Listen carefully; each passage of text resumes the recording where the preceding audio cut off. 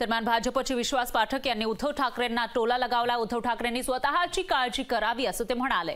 तर जागा वाटपाचा फॉर्म्युला निश्चित झाल्याचंही त्यांनी सांगितलेलं आहे। महाराष्ट्रातील भाजपची यादी लवकरच जाहीर होईल असंही पाठक यांनी सांगितलेलं आहे।